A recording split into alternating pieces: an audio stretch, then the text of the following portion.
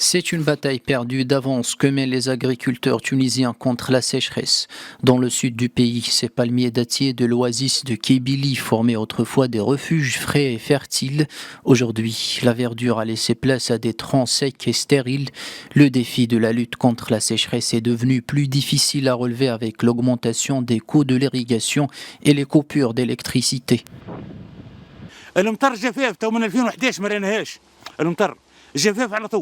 Nous n'avons pas vu de pluie depuis 2011. L'eau souterraine est bouillante. Lorsque l'électricité est coupée, les agriculteurs ne peuvent pas utiliser l'eau pour l'irrigation et les roues hydrauliques sont cassées. Le gouvernement qui peine à payer les salaires des fonctionnaires et à financer les importations de blé ignore la détresse des agriculteurs.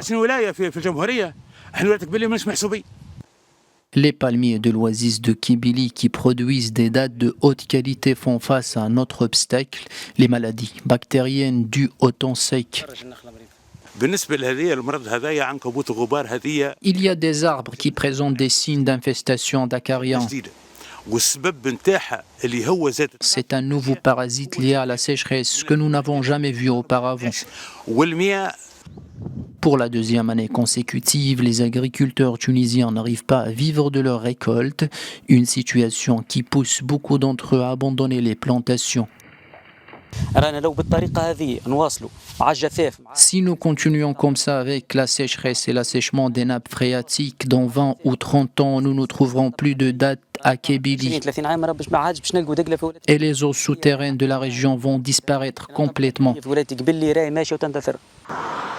Alors que les périodes de sécheresse sont de plus en plus longues et intenses, des récoltes réduites signifient des dettes pour les agriculteurs et moins de travail pour les saisonniers contraints à l'exode.